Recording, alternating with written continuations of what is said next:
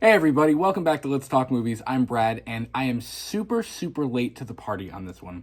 But last night, I was finally able to check out Dylan's New Nightmare, Cecil Laird's unofficial sequel to Wes Craven's New Nightmare from 1994.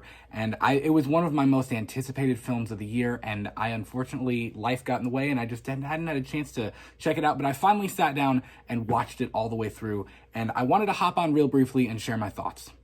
Dylan's New Nightmare acts as an unofficial sequel to Wes Craven's New Nightmare from 1994. It once again pits Miko Hughes' Dylan Porter up against the one and only Freddy Krueger, this time the essence of the character, not necessarily Robert Englund's classic impersonation of Freddy Krueger and kind of the character that he built, but this is kind of its own variation, its own combination of the different versions of Freddy that we've seen, this time portrayed by Dave McRae, who, if you don't know, has become a really great contributor and personality within this kind of greater YouTube horror space that we all share. He's become a really great contributor to that. And he is a voice actor based out of Toronto, Canada.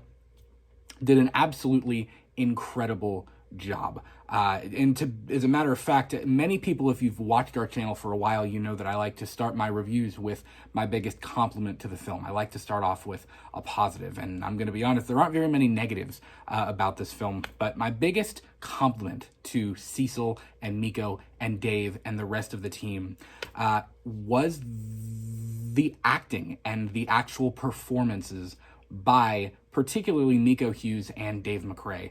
I love that we took time. Really, the majority of this film, albeit it was a short film, we spent time to get reacquainted with Dylan and with the character of Freddy, and we got kind of a little bit of a glimpse into what his life has been like since the events of Wes Craven's New Nightmare in 1994. Even though Heather Langenkamp is not actually in the film, and of course she's not Nancy in this version, she is playing Heather Langenkamp. It gets kind of meta and kind of, if you go back and watch the original film, it gets a little confusing at times because it's like then the movie is actually coming real, and it's a lot. And it's something that it took me a long time to warm up to.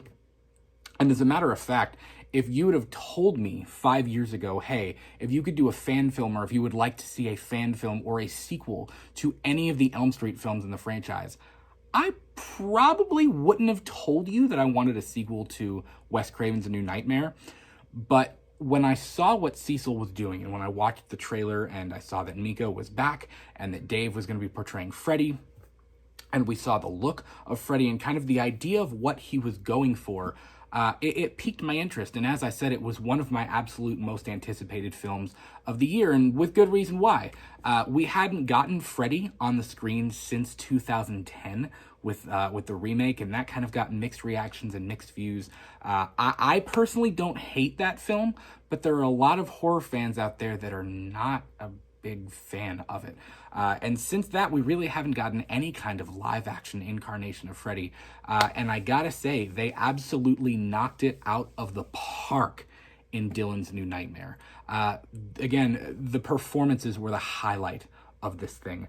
And everything else was great. The cinematography, the lighting, how they crafted every shot, the dream sequence at the beginning of the film. There were so many positives about the production quality and the sound editing.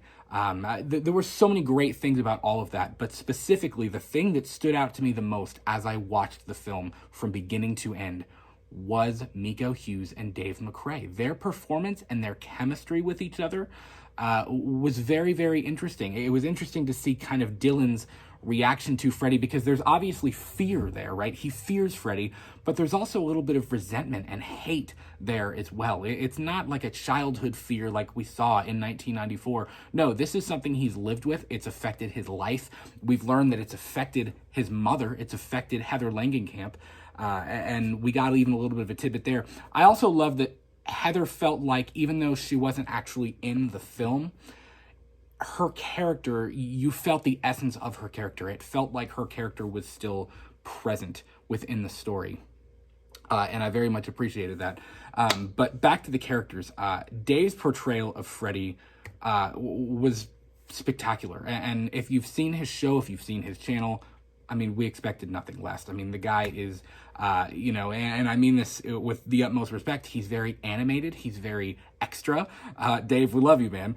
And it's part of what made him work in that character and putting on that costume and getting in those shoes. It's what worked so well because he's able to pull off the mannerisms and the little idiosyncrasies of Freddy Krueger, because that's such a hard character to nail. And I enjoyed that it was it was a mixture of some of the best versions of Freddy. It had he was funny and he did wisecrack a little bit, but the jokes had a little bit more of a sinister feel to them. It wasn't all jokes, it wasn't all hokey and fun. It wasn't Bugs Bunny, essentially, as kind of like what we see in Freddy's Dead, the final nightmare. He did joke and he was kind of funny. There were a few times where I chuckled, but it's got more of a sinister angle where if you really think about the meaning behind what he's saying, it's like, like it's darker, and the look. I mean, listen, Dave absolutely crushed it as Freddy. The performance, the voice. I'm not sure whether they did a whole lot of voice editing. I mean, voice acting is Dave's thing, so it would not surprise me at all if that was just straight Dave's voice. But he absolutely killed the voice, the mannerisms, the look, the walk, kind of the drooped shoulder thing that he had going, similar to what Robert did, because if you think back to the original film, the glove that Robert was wearing was heavy, so his shoulder kind of drooped a little bit. And it's kind of one of that signature gangster look, like if you think like a 40s, 50s, pinstripe suit gangster type look and feel, it's that same kind of thing. And he nailed all of that. The walk, the first time that he put on the black trench coat thing and the hat, I mean, it was just, man, that is Freddy, and it's the coolest version we've gotten of Freddy maybe since part 2, maybe. I mean, and I have to give a shout out to Nora Hewitt. Nora Hewitt, you made that character come to life. It wasn't cheap. It wasn't, at no point did I think, yeah, that's, and again, I say this with the utmost respect, at no point did I think, that's Dave. Like, that's Dave in a costume. No, it looked like Freddy. One of the things that I love about Freddy's Revenge Part 2 is that his skin looks almost glossy, like it's wet, or like it's grungy and musty, and it's got that like nasty tinged look to it. And Freddy's skin in this film kind of had the same look. It was grungy, it was nasty, it looked sticky, and it was goopy, it was nasty looking, right? And it still had kind of the elements from New Nightmare as well, some of the larger tears and burn marks on his face. But again, I appreciated that they took the time to craft something that paid homage to what came before, to different versions of Freddy. There were different versions of him in that performance and in that makeup, but it was still kind of its own thing, and it makes sense because obviously this is, as I said before, this is not Robert Englund's portrayal of Freddy. We're not trying to copy what Robert Englund did. It was his own thing, and Dave put his own spin on it, again, while still paying homage to the various versions of the character that came before. And it was really, really effective. Everything about Freddy was absolutely stunning, from Dave's performance to the voice and the sounds and the look of the glove, and the makeup and the effect. I mean, it was fantastic, this stuff with Freddy. And Miko surprised me. Not that I thought he was a bad actor, but I felt for him. I felt for the trauma that he's lived through and been through. You kind of get the sense that he does struggle, he struggles with the relationship with his mom. That was the thing that really kind of like struck with me in watching his performances. It was like, man, he misses his mom, he wishes that situation was different. He calls her, he tries to check on her in the mental hospital, and she can never come to the phone.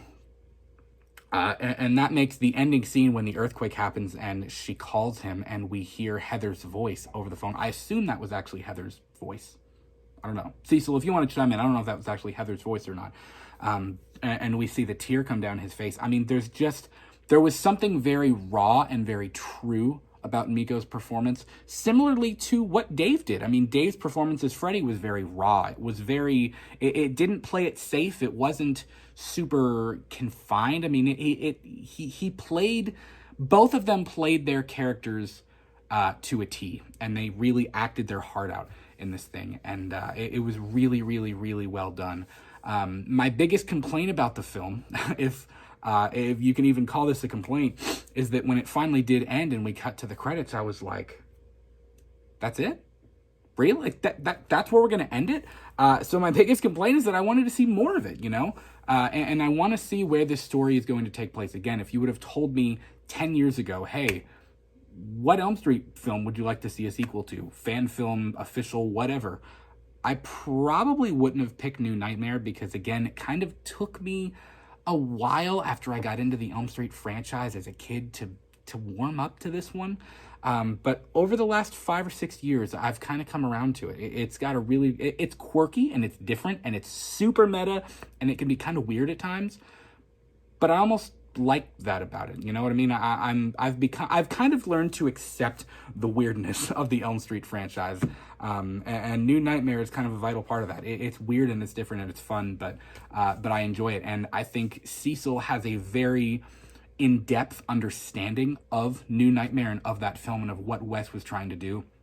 And I'm very, very stoked to see what he brings next and kind of where this story is going to go. Of course, the big thing on my mind after watching it is, holy crap, they got to get Heather back. You know, I don't know if he's been in touch with Heather. I don't know if he's ever even talked to or met Heather. But it would be great to see Heather Langenkamp back as Nancy Thompson fighting Freddy. Again, that'd be really, really, really cool. Even, you know, the kill scenes, the people at the beginning, the casting director, the effects were really well done, very bloody, very atmospheric. The dream sequence felt like a dream sequence. It felt weird. It felt raw. It felt like you couldn't possibly predict what was happening. Seeing Freddy come down the wall, it was almost a little bit nostalgic. It felt like, wow, this is like classic Freddy again. It was like different versions. They pulled different pieces of every single Freddy in the franchise and threw it into this character. And when you combine that with Dave's fantastic acting abilities and the voice and the look and the makeup, I mean, it was great. And I said this in our trailer reaction back when the trailer dropped however many months ago for Dylan's New Nightmare, but I was sitting at work. I had just walked into work. I put my stuff down at my desk and I looked at my phone, and when I got on my phone, I had a Twitter notification from the horror channel on Twitter, and I clicked on it. And the first image I saw was of Dave as Freddy with the hat kind of tipped and the broken ear and the teeth and just, I mean, it sent chills up my spine. And I mean that honestly. I sent it to Miguel and I was like, holy crap, that's Freddy. That looks better than the remake Freddy. That probably looks better than the last 2 or 3 times that we saw Freddy in the original franchise. It looks better than Freddy vs. Jason. I mean, it's scarier looking. He looks grimier and nastier and more demonic, almost like the scene in Freddy vs. Jason where we get what I've always called him Crimson Freddy, where he dives out of the water after we get the Crystal Lake flashback with Jason during the nightmare. And he's kind of witchy looking. This Freddy kind of had the witchy look of like a part 2 or of the Crimson Freddy from Freddy vs. Jason. It was really, really well done.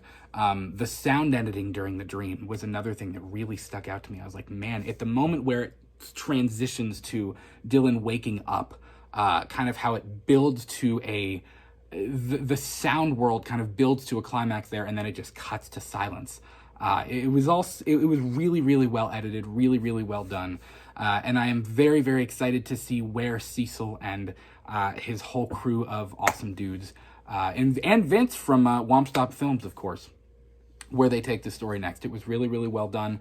And I'm super stoked to see what happens next. Congratulations to everybody that had a hand in working on Dylan's New Nightmare. I was proud to support this thing from the time that the Indiegogo campaign went up.